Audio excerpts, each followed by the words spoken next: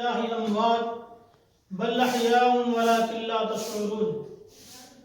معزز ناظرین کرام، دنیا کے اندر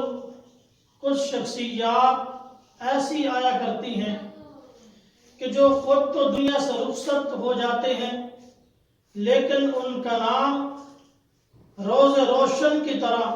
قیامت کی صبح تک چمکتا اور دمکتا رہتا ہے۔ ان شخصیات میں سے ایک شخصیت جبل استقامت،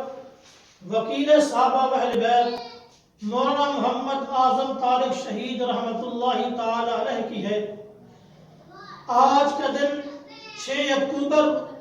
مولانا اعظم طارق شہید کی یاد دلا رہا ہے۔ کون مولانا اعظم طارق کہ جنہوں نے اپنی ساری زندگی ناموس صحابہ کے لیے وقف کر دی، ناموس صحابہ کی خاطر زندگی میں جتنے بھی کٹھن مراحل آئے، جتنے بھی مشکلات کا سامنا کرنا پڑا، جتنے بھی ظلم و ستم ہوئے، سب کچھ برداشت ہے، لیکن تحفظ ناموس صحابہ کے چھوڑا ہے، ناموس صحابہ پر مکمل پہرا دیا ہے۔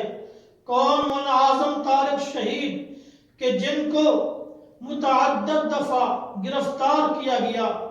جن کے پاؤں میں بیڑیاں پہنائی گئی، جن کے ہاتھوں میں ہتھ کڑیاں ڈالی گئی، جن پر متعدد دفعہ جان لیوا حملے ہوئے، سب کچھ برداشت کیا ہے، لیکن اپنے مشن، اپنے موقف، اپنے